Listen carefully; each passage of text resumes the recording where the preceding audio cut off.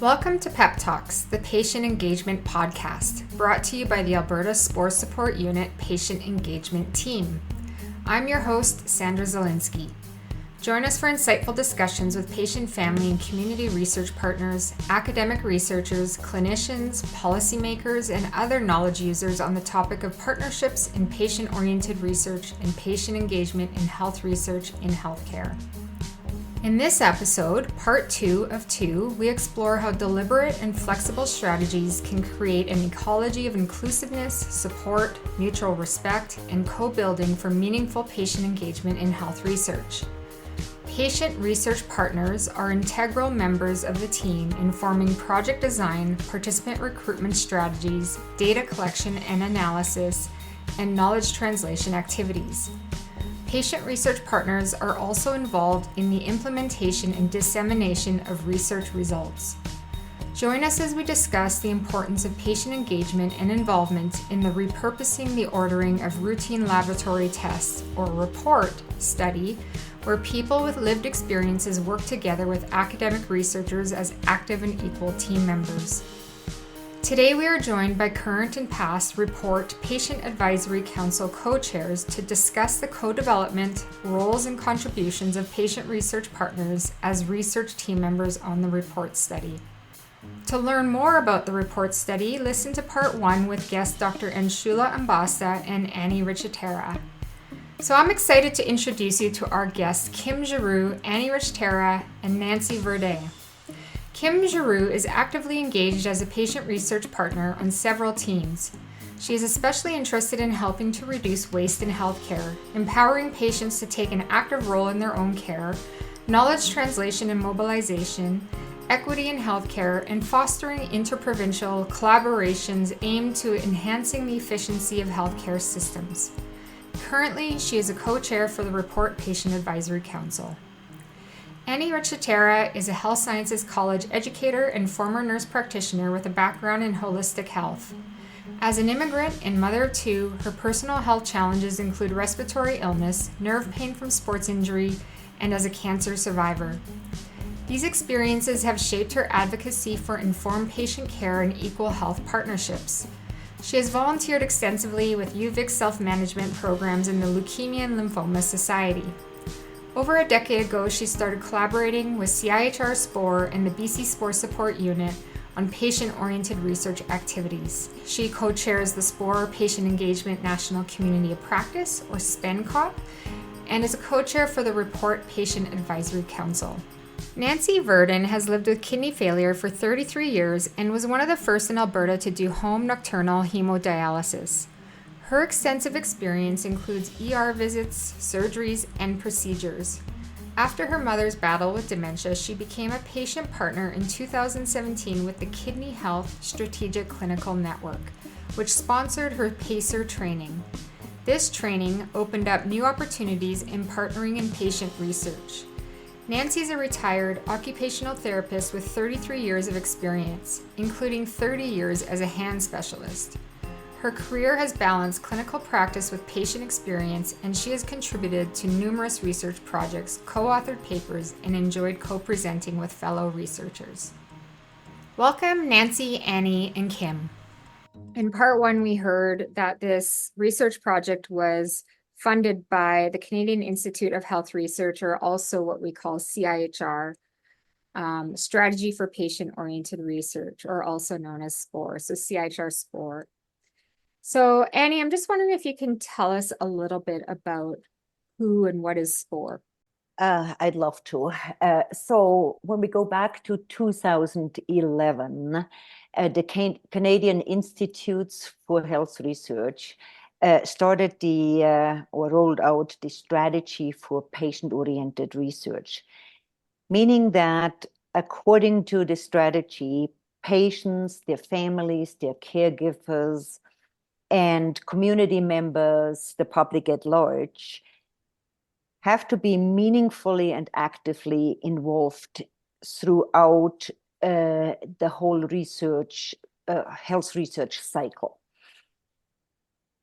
There's 4 pillars they identified who are important for a patient-oriented research project. These are inclusiveness, support, respect, and co-building. The RePORT study we're talking about today is a prime example of a true patient-oriented research project. It includes patients and partners, and as such ensures that the research findings are really relevant and important to the patient and the public. That research questions are asked who hopefully answer and bring outcomes which are meaningful to the people. It is also important that research findings are being accessible. So it's not just for the research community or the scientific community, that it is for the public at large. And that research findings are hopefully be implemented sooner and lead to improvement in healthcare and changes in health policies. Within the RePORT study, a great example of how influential patient involvement can be, or patient engagement can be, is that originally the research question was looking at barriers and facilitators around appropriate lab testing. And talking to people with lived experience and identifying what is important to them, the question got changed into understanding the current experiences and the perspective of patients and caregivers and their needs and wants. Great. Thank you for setting the stage. I think too, in part one, just want to reiterate, because another important piece is that the Canadian Institute for Health Research is our national funding body. And when a primary investigator, along with the rest of the research team, puts together a grant proposal, they need to outline very clearly what the patient engagement strategy is and what that involvement looks like, or the collaboration and the work that will be done is in that proposal, along with there were patient research partners who were a part of that grant proposal early on. In order to receive SPOR funding, the strategy for patient-oriented funding, these are part of that requirement, that there's patient research partners that are part of the grant proposal. For CIHR SPOR, they also have patient research partners who are part of the grant review process. Sometimes academic researchers may not realize that, and if they don't have a strong outline of what their patient engagement strategy is, they may not receive the funding to do the work. So let's go around the room, or our virtual room, and maybe just each person can talk a little bit about what your motivations were to become a member of the RePORT Patient Advisory Council. Kim, do you want to start? Sure. So I was actually joined the team a little bit later than a lot of the members. I believe the original team had somebody who had to step down partway through the process.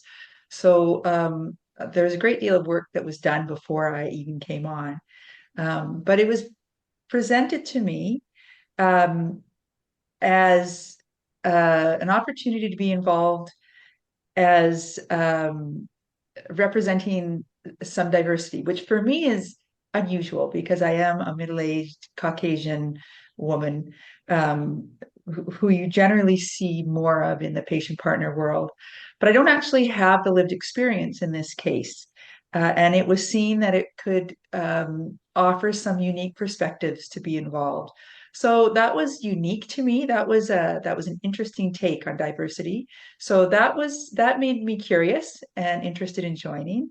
But especially because I have a big interest in trying to reduce waste in healthcare, especially as Canada-wide, we are in heading towards a bit of an healthcare crisis if we're not there already. we don't have enough resources to manage our population, especially as we age. So we need to look at how to do things completely differently. What we've been doing has worked very well for a long time, and now we need to change that. And reducing waste in healthcare is a large piece of that. I'm also involved in Choosing Wisely Canada, which is an initiative that looks at all kinds of aspects on how to reduce waste in healthcare. So this was a perfect fit for me. Thank you for sharing. Nancy, would you like to share your initial motivations of getting involved with the RePORT Patient Absolutely. Advisory Council? Sure. Well, first of all, I really support Kim in reducing our waste and utilizing our resources much more wisely than we are right now. What motivated me to join was that this was a project that was certainly grassroots when we're talking about the patient on the receiving end and how important it is to understand what their experience is like and how we can build a better system where the patients feel more confident in speaking up and asking for what they need. The other inviting component was that I got a chance being early on in this program to watch the whole system evolve in terms of our research. We had an opportunity to work with, for instance, interview questions that had been designed by the research team before the patient partners came in on board. And that gave us an opportunity to revise the questions and then have our patient partners be a part of the interview.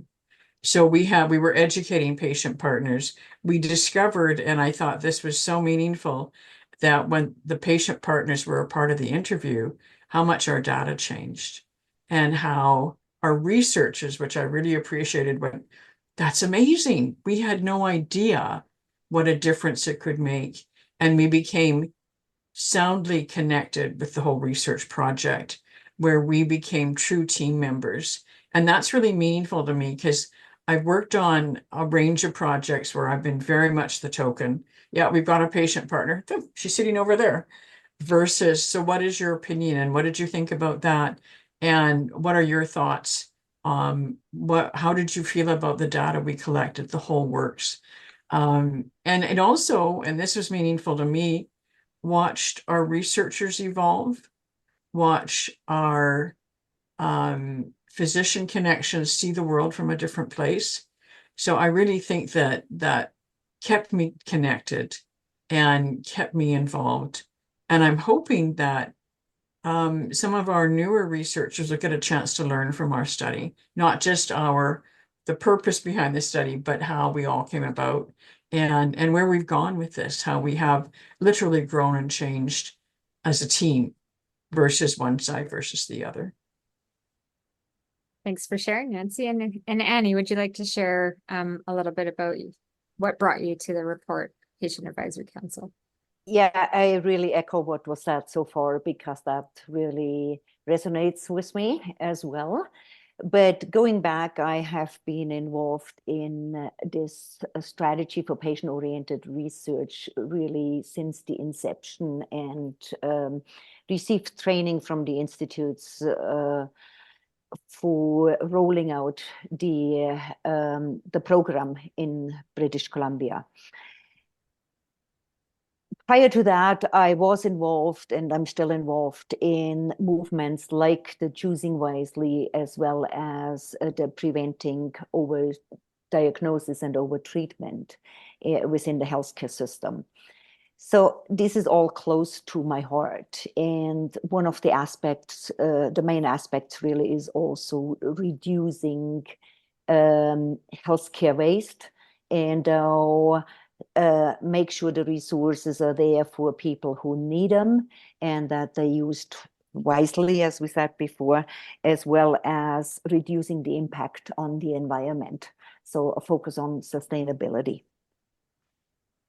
The RePORT study appealed to me also because of especially the patient engagement plan. As I looked at the outline of the plan and the learning opportunities who were offered, training workshops to really improve research skills. And as I did a test run, my first time, I came in fairly early in the project, but not right at the beginning. Was just sitting in once in a meeting and seeing the interaction, the communication style, the trust, what was there, the time being taken for building relationships really appealed to me. And I wanted to be a part of this team, and I still am.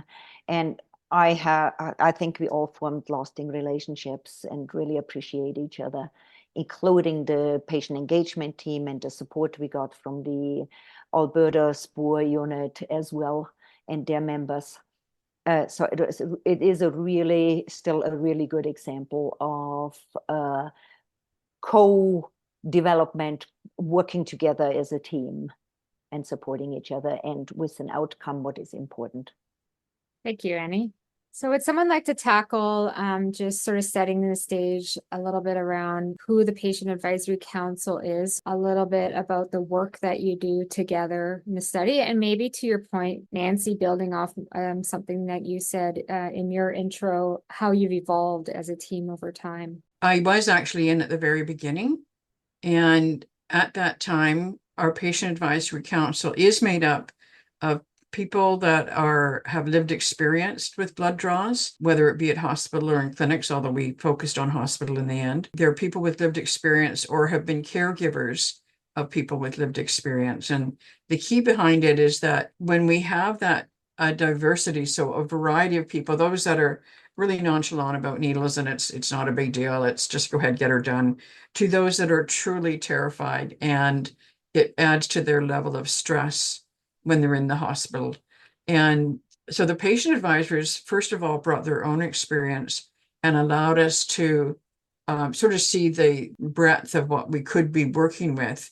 And that meant that we needed a variety of strategies to support people, from the ones that are truly terrified to those that it's really just a moment in time. The thing that I really noticed was that the patient advisors were co-chairs very early on.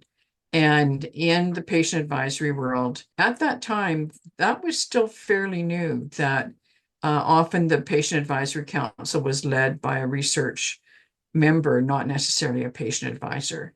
And I've noticed from experience that when the patient advisors are involved, that it does change the tone, and it does make sure that we are checking in with everybody, making sure that we're not missing anything. And part of that evolution included actually educating our researchers that, first of all, they had included SPOR-U, which I thought was a huge bonus right from the beginning. And I got to meet some of those people early on. And the patient advisory group has created that format to allow us to work together and collaborate and build not only the project, but also collect the data and analyze it all the way up to manuscript and presentation. So this is the essence of it, is that we are the majority as patient advisors, that it's all voluntary. It's voluntary in the sense that they get to choose to be a part of that. We had a welcome meeting where we got to know each other a bit, and we got to find out what the project was about before we attended the Patient Advisory Council itself. I think the other thing that's really important is that we had SPOR-U involved early on as well. And what I loved about that was it gave the patient advisory members someone to go to outside of the research if they had comments or concerns or were unsure in any way. And that way there wasn't any extra stress that they perhaps didn't need as a part of the program. So that's kind of the essence of it. I think the key is that that you have the interest, that you're willing to take the time to be a part of it, which I think is probably unfamiliar to many people, that it's more than just our patient advisory meetings, that we often have pre-reading to do. We've got work to do in between our meetings, which when you put us all together adds up to a lot of hours and a lot of commitment from the patient advisors. Now, just as an awareness, in any program that patient advisors are a part of, people get to choose. Do you want to edit documents? Is that your comfort zone? Is that where you want to be? Do you even want to be a part of the decision-making process, the steering committee, helping build?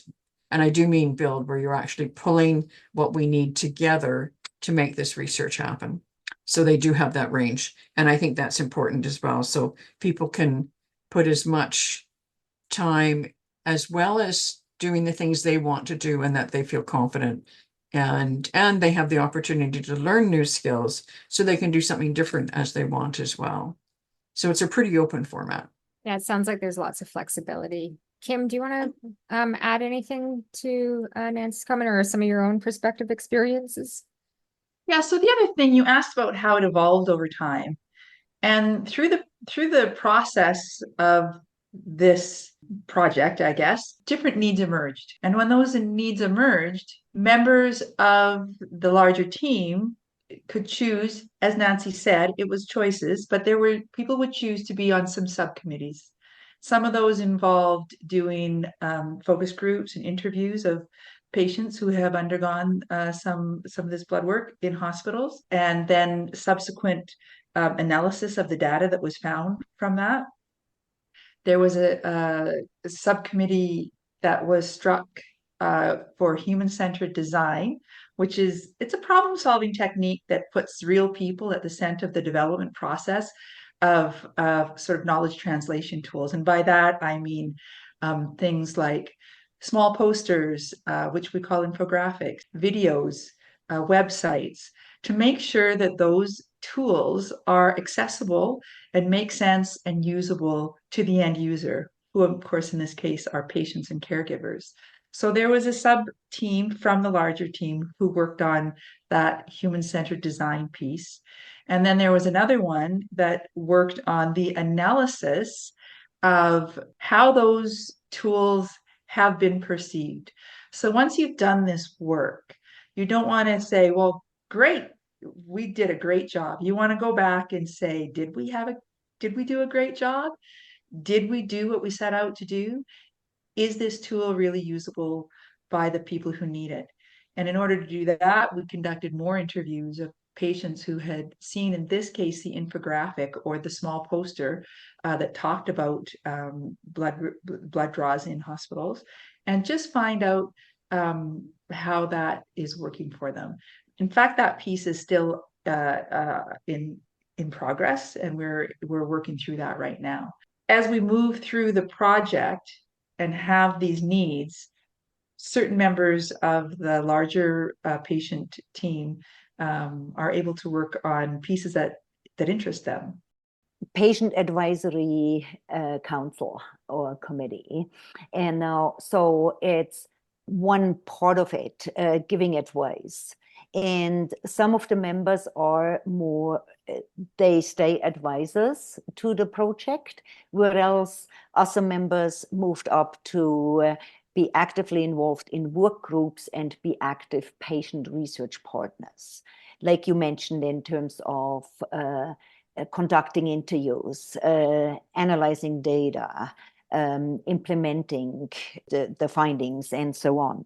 So this is a really important part. But the members have the choice, as you already said, to participate in the work groups.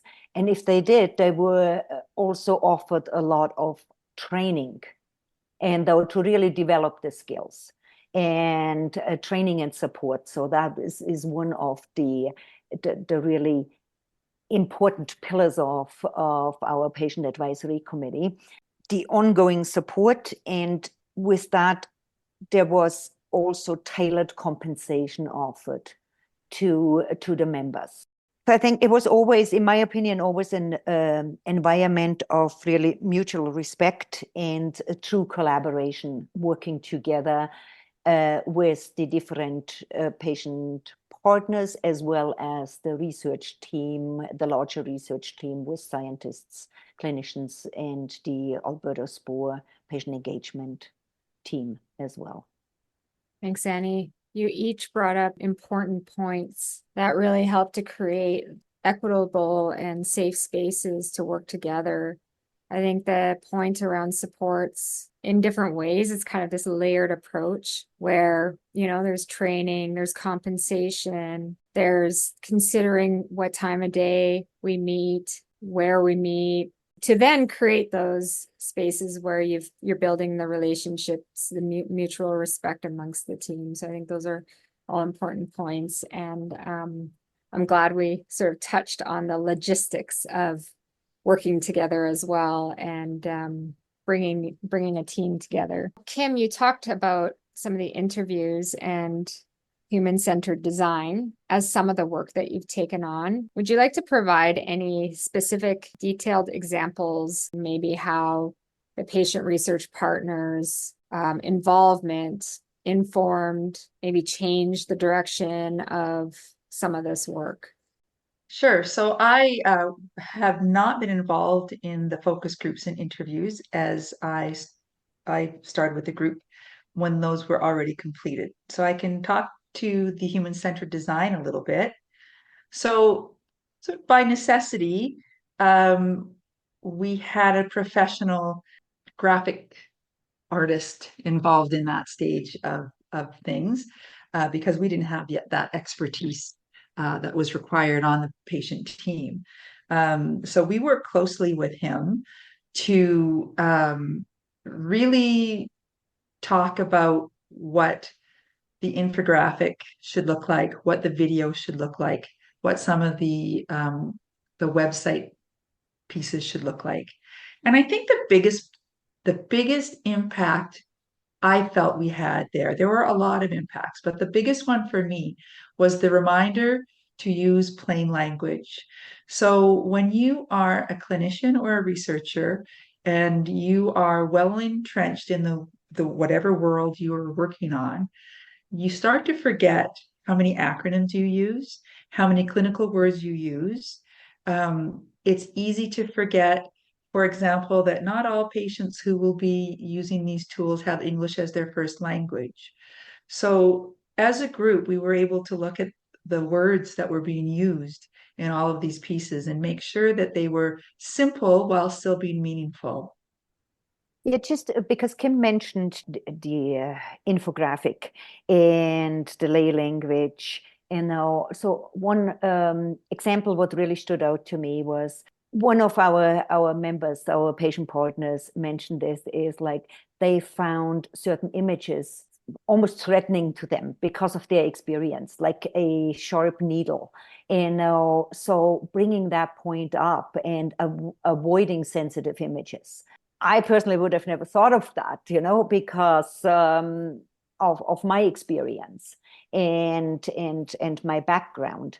But it's so important to have this diverse inputs to it, and then really have a product as what is understandable, like in terms of the lay language, what is usable and doesn't feel threatening, and really is informative for the broad patient family.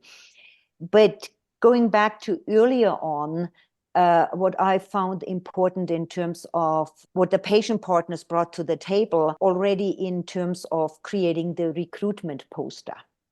And so because of the diversity we had in membership within the pack, so we were able then to really speak to way more, or make personal connections, use our personal connections and our broader communities to bring a more diverse participant membership to the table as well. It just, the diversity of the PAC members enhanced the recruitment for the study participant. Also, it was like the work of patient advisory committee members was really pronounced in writing the consent form, that it was an informed consent form, that it was manageable for patients, again, understandable with using the right language, avoiding professional or terminology, and now a condensed but very informative consent form. And I don't know, Nancy, what did I miss?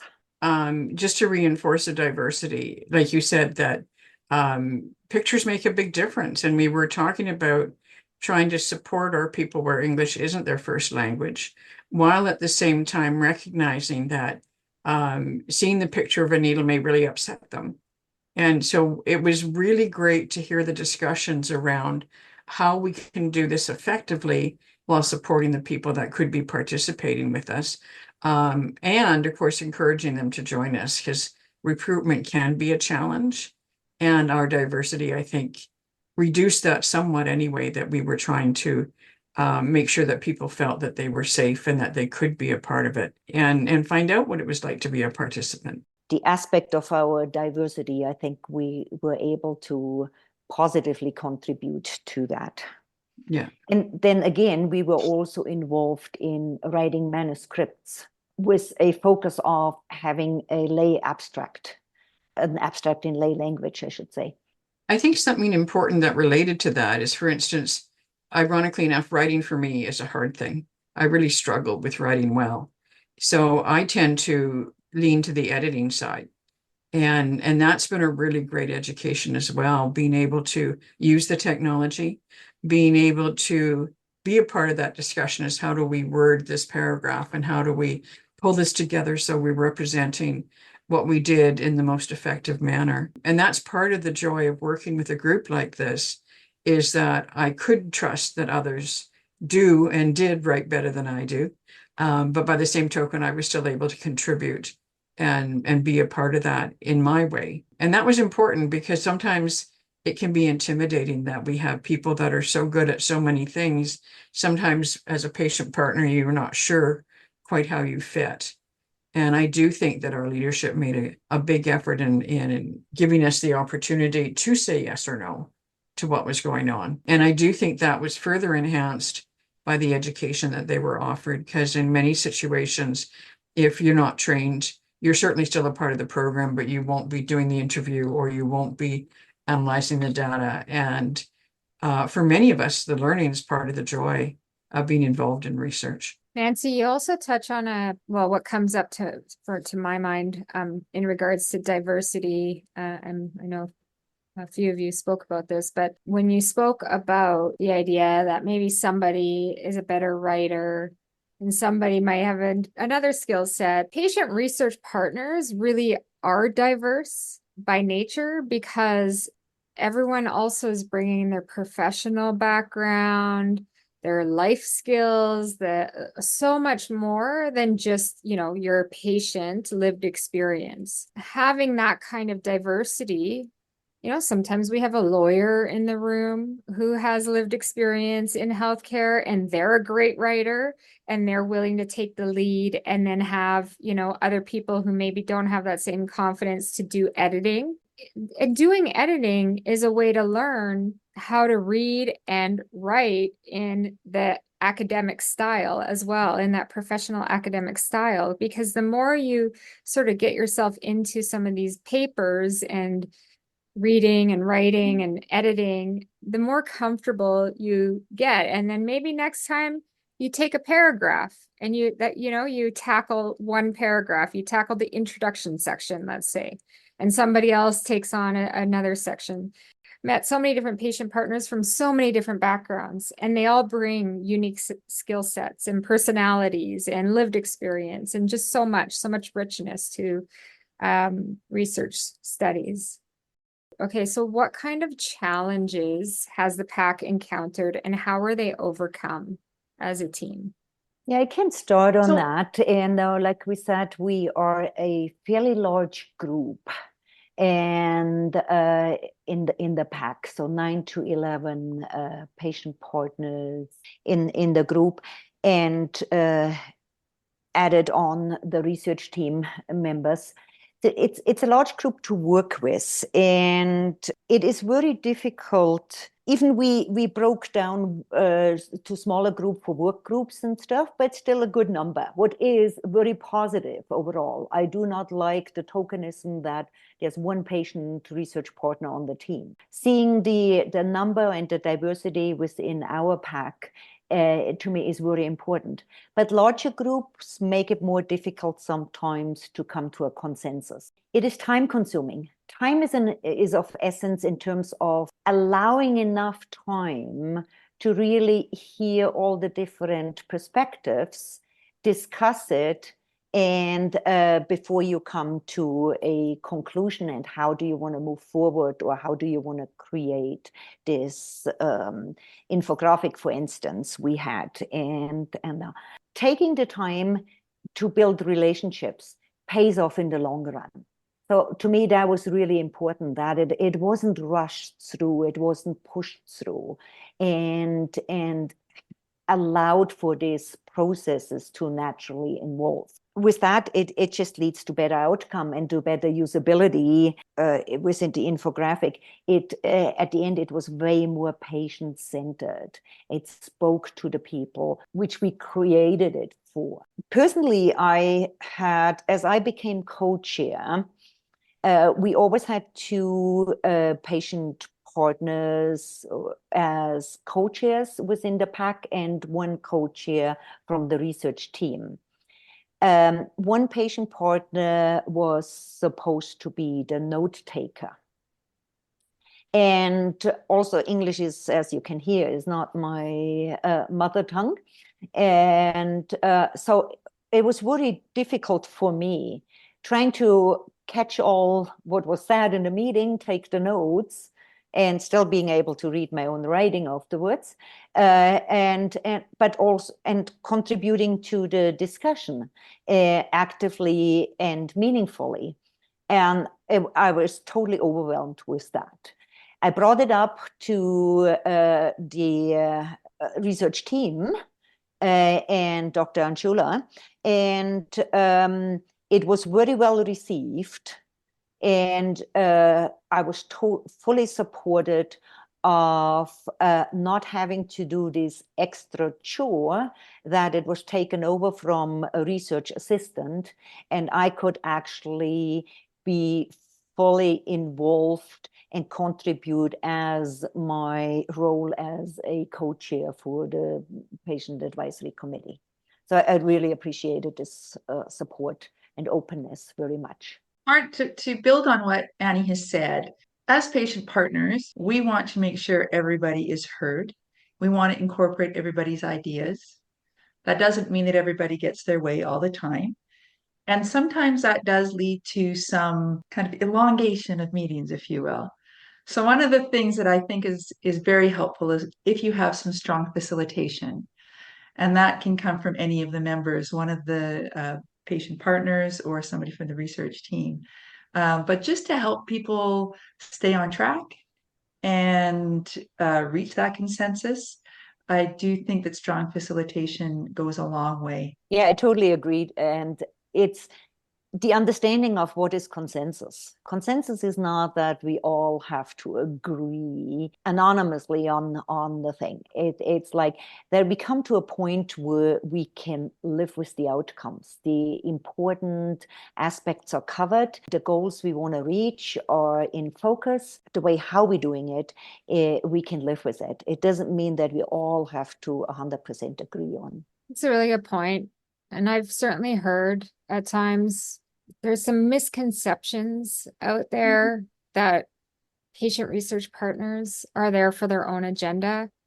And absolutely, I've seen over and over where working together, people do have shared goals for the greater purpose of the research study and are able to draw on their lived experience and the insights and lessons they've learned through what they've been through to inform that research study and for, the purpose or the goal of the study, not just their own personal agenda.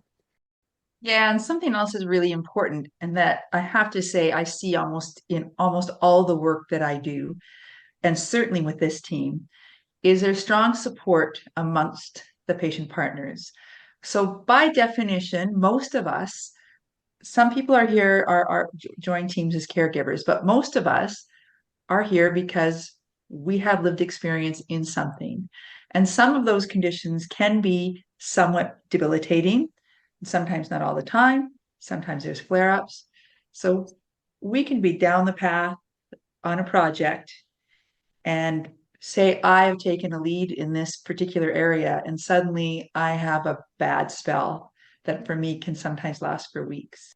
I know that I can be open and honest about that because somebody will have my back. Somebody else on the team will understand. They've been in that place, and somebody will come and prop me up, take over if necessary, give me a hand if necessary. I think that's important in all patient partner work.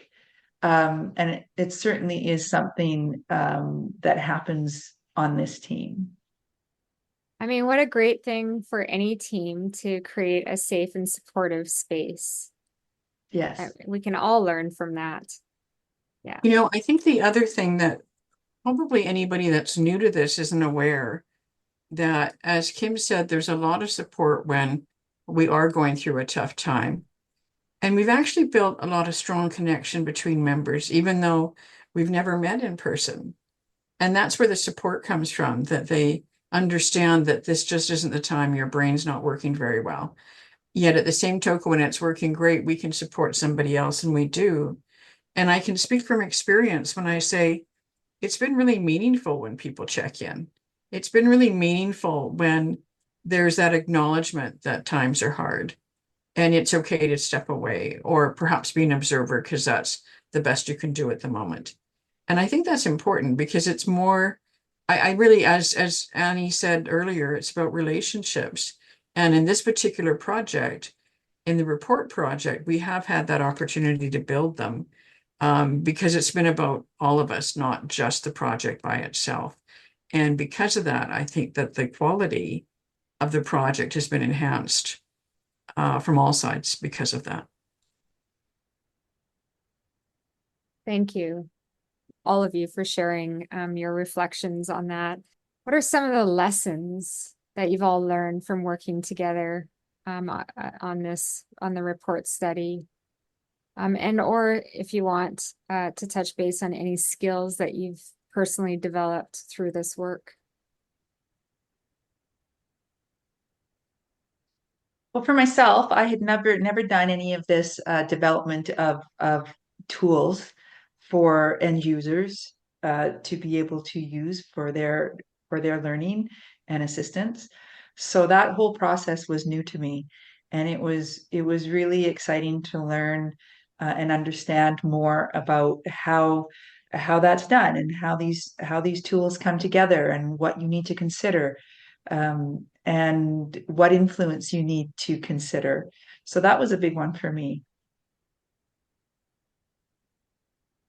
Yeah, I'm a big supporter in terms of having patient engagement, in terms of implementation and getting the word out, the knowledge translation, what we call it, and getting the word out about the research findings, and having people with lived experience actively involved in that, writing abstracts, creating posters.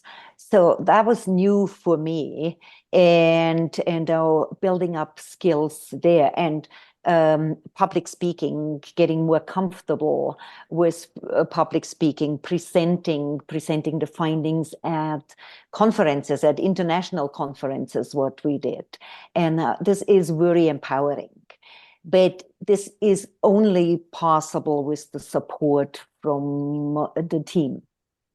And so again, it's like this collaboration and the effective teamwork we have in our pack reflects the outputs what we show, and hopefully also then the products what we bring out and the learning for the public. So hopefully better uptake from the learnings, as well as we like to get the decision makers, the people at the ministries, at the health authorities, to listen to the patients and the public and their needs, and listen to them about what is important, which changes are important, and if we as patients want changes, we have to get involved.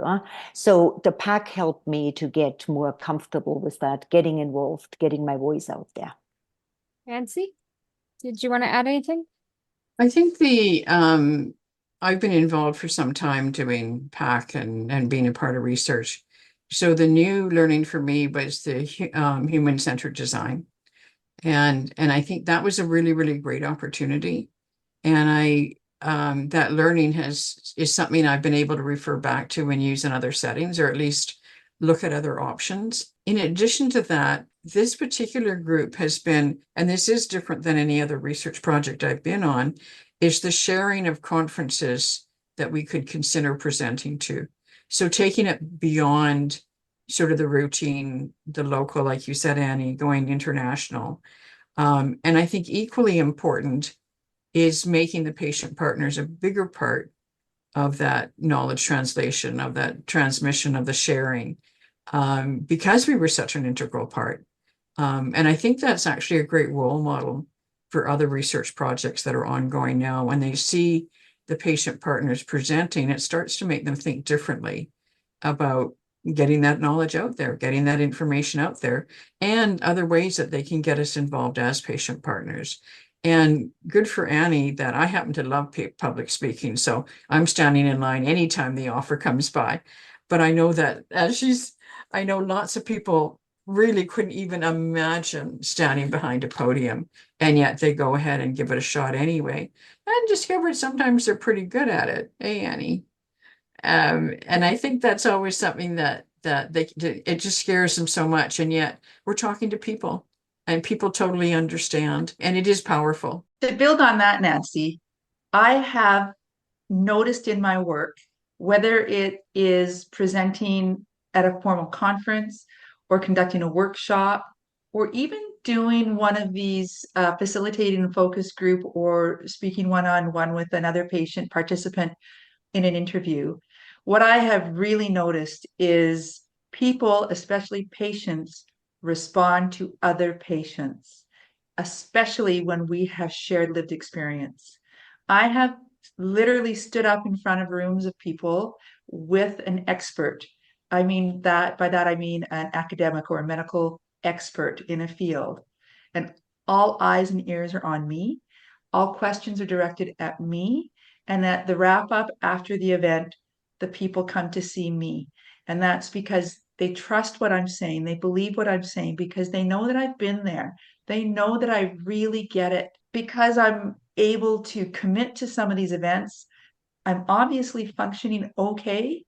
And there are people who want to either share their stories to somebody who can really understand it, or ask for some tidbits on how they might be able to improve things for themselves.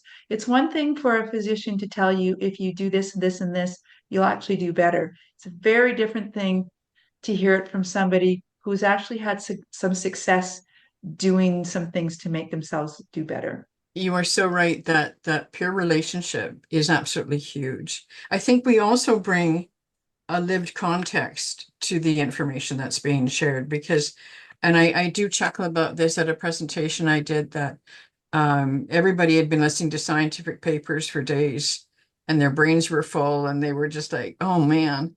And I stood up to present my part of the paper I'd done, and I could see the room relax. I could see people go, oh, this will be different.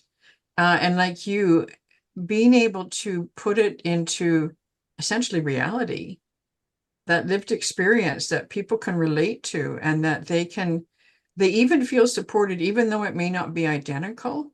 There's this, oh, you've given me hope. Now I have an idea, and I've seen somebody else who's coping well. I think I can too. So it can be really life-changing for people as well, including ourselves. Yeah, and the patient stories are very powerful.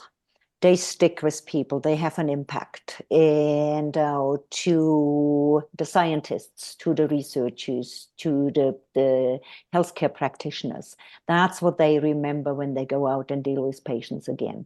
So messages, if we want to get the message out, we as patient research partners have to step up and really do that. To be completely on the other side, a very not altruistic reason, is that it's very fulfilling. This feels good. I, for one, can no longer work full time in a regular way in a regular job, and I'm not old enough to be done to retire. I'm not sure that I'll ever be old enough for that. And this gives me opportunities for continued learning. It's great to help others, and it feels good. So great that I can help others, but I'm helping myself as well. Also, there's, unlimited scientific evidence that shows that if you put yourself out there and help others through volunteerism or in any other way that you're helping others, it actually helps mood. It actually helps physical well-being. Yeah. So there's a lot in it for me as well. And I can speak to that as well, that even though I am retired, which actually made room for this, that previous to this, I couldn't fit it into my schedule. But yes, the people connection, the energy, the learning, the opportunities, and being able to step outside our little box, even virtually, has made a big difference in my life as well. And I do think I'm better for it in so many different ways. And all the people that I've met that have enhanced my life just by getting to know them has been really worth all the time and effort that goes into these projects, among other things. I think you can hear that we are all really on board with this work, and it's changed us. It's fabulous. And if anybody out there is considering entering this world, it can be intimidating, but just get your foot in the door. I know for me it's snowballed. You will find other patient partners will be nothing but supportive, helping you to find opportunities, help you to find training, um, propping you up, but also to bring it full circle, the SPORE units in all of the provinces and in the Yukon offer tremendous support. They offer support to the researchers and the clinicians, but they also offer direct support to the patient partners in different ways, including free training, just having somebody to touch base with to help steer you in the right direction. There's a lot of resources. So anybody who thinks they might be interested, I encourage you to give it a try. Likewise. Yeah, Yep, and right on all points. I'm a true believer in patient-oriented research and patient engagement. And to me, I'd like to see this the norm, not the exemption, but meaningful and authentic patient engagement, meaning more than one, and really being part of a project, ideally from the beginning, forming the research question to the implementation and knowledge translation, with then evaluating at the end again as like, what changes did it bring? Were these changes implemented? And if not, what needs to be changed, and go back and make these changes. But overall, I think it has a tremendous positive effect on the healthcare system. And the RePORT project is a prime example for that, not just bringing the patient voice to the forefront, but also then the outcome, what could really be economically important for the healthcare system, for sustainability in different aspects, financially, as well as the impact on the environment, the resources really being dedicated to people at the right time, at the right place when they needed it. So we all have to work together for that, and true authentic patient engagement can make a huge difference. So I am inspired by each one of you. I also know each of you as well as the other PAC members for the RePORT project. I know this isn't the only project you work on. You are also involved in so many things out there, doing so many things, as are, Kimberly, Darcy, the other PAC members that are part of this team. This team has been together for about 4 years and has done some really incredible work. And the patient research partners have literally contributed hundreds of hours of their time and to this study. I'm just wondering, what are some of the future plans for the study, and how will the patient research partner collaboration continue to be integrated? Like we mentioned early on, it is an interprovincial project between BC and Alberta, but the findings, they are nationwide, and hopefully we get these messages out that it will improve the healthcare system throughout Canada and also create the awareness, because difficulties the healthcare systems are in is worldwide. Driving positive change, especially in reducing low-value care, is very important. But we need the buy-in from the people, the patients, the public, to drive changes. And we can't do it without the people who are most affected by it. So we need to have the public on board, make sure that it is understood, the changes we want to drive, that it is not about cutting healthcare and reducing the care. It is about repurposing, as our title says, and making it possible that the care is there for people who need it. So wording is important, language is important, but having the public involved in research projects or quality improvement projects is of utter importance. I would like us to talk a little bit about patient engagement evaluation. I know we were sort of talking about maybe some areas for improving patient engagement earlier, or some challenges you may have run into. From your perspective as patient research partners, what's the value of conducting a patient engagement evaluation? I can take a stab at starting. As has been mentioned, this whole patient-oriented research thing is relatively new. I personally have been involved in projects who do it well and ones who don't do it well. And without that evaluation piece, nobody's going to learn. Nobody's going to get to the point where we're doing it well. And even teams where we're doing it well, we can always do it better. And without that reflective piece, we're not going to progress in the right direction. And I really support that I've done evaluations with other projects, and they've been so useful that we've been able to take that information and improve what we're doing in the right direction. I think it also gives us a chance to think back on what we're doing and really look at ways that we can improve and learn from one another and continue to evolve and change. That we'd be remiss, because when I think back to my early stages and where we are now, it really puts us on a level playing field. And I think it really, again, brings us back to an opportunity to continue to grow and change within whatever project we're working on. Or, I hope, improve our mentoring and bringing new people on board and supporting them as they get used to doing this particular project or this particular job if it's new to them. Yeah, I think ongoing evaluation or periodically evaluation within the team and focusing on the teamwork, how we're working together, but also the work we are doing is essential. You have to do that periodically to implement the changes. But then at the end of a project is a different kind of evaluation. So evaluating the research project, evaluating the findings with the implementations, and did it drive change? Did it bring change?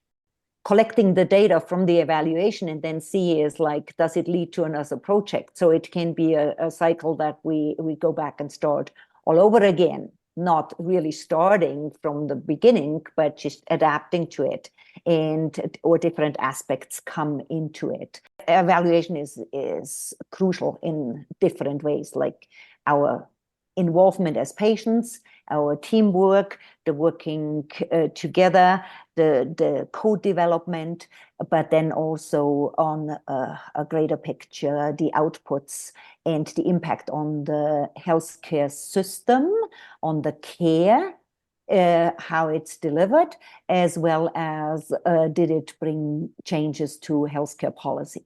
Yeah, thank you so much to each of you for sharing your insights on evaluation. So just as a final thought, would each of you like to share any final insights or messages that you would like to share with the audience? Not as much an insight or a message. I just wanted to add one point to it. Where we're going with the project. And I mentioned that it's interprovincial. So BC in British Columbia, we're just rolling it out. The data we have so far, also for evaluation, is mostly coming out of Alberta. The second leg in British Columbia is getting more and more active now. But also there's another aspect in terms of where we're working as patient partners in the project with the principal investigator, Dr. Anjula Ambasta, is creating educational tools then for healthcare practitioners. We want to drive change in healthcare practices. So everybody involved has to be on board. First phases, we focused more on the getting the educational tools out for patients, that they feel empowered and feel they can ask questions, they can demand information about their testing and what it means to their care, feel comfortable to initiate talks with healthcare practitioners. So I think so far we have done a fairly good job in the tools for the patients and the public and caregivers. But now we also have to focus on educating the healthcare practitioners per se. Nancy, would you like to share any final thoughts? I think that the key thing here is everybody being a part of building a safe environment. And that means that the patient partners feel confident in speaking out, and so do the researchers, that it truly is a collaboration. It truly is a team of people bringing all their skills, whether they be lived experience or life experience, and just being the person that they are to the table, and recognizing that if we don't hear from you, we miss that voice. We need that opinion. We need that idea. As a matter of fact, one of the groups I'm working on, we talked about actually saying out loud, it's okay to disagree, that we don't have to have all the same ideas or opinions. And we want the differences in order to do better and more than we are now. And I think this group has been fairly safe overall, but it is the essence of good, true teamwork, is that really safe environment where it's about thoughts and ideas and opinions. And often what comes from the working together over time is that contact and connection and making new friendships, even if they're mostly virtual. So definitely an all-round good experience. I think this is one that I think we can exemplify to help others understand that it doesn't have to be hard. It doesn't have to be difficult. I would like to speak a little bit to the researchers, clinicians, the people who have the opportunity to involve the patient partners. First, be sincere or don't do it at all. Reach out to SPORE, and hear, if you're hesitant, reach out to SPORE and hear about the success stories. I think that people who have done this well really see the value of it, really see the value in their work, the improvement in their end products. I had the opportunity to hear a keynote by Jeff Messier, who is a professor at the University of Calgary yesterday. It was specifically around artificial intelligence. So he was talking about data, and he talked about people are so hesitant to have to delve into the world of data and use data, and they will do anything to avoid using data, and they don't want to use data. And when they finally do use data, they realize how much better their work becomes. And I think that analogy holds with patient partners as well. There are a lot of people out there who really don't want to have to use us. And more they're being asked to by the CIHR and others to include us. And if you do it with an open mind, with sincerity, learn from your patient partners as we learned from you, you're going to end up with a better product, and your job is going to be easier. Thanks so much for joining us for this episode of Pep Talks, the Patient Engagement Podcast, brought to you by the Alberta Strategy for Patient-Oriented Research Patient Engagement Team. Make sure to subscribe to this podcast wherever you found it, and we hope you'll join us again for more interesting discussions about patient engagement in health research and healthcare.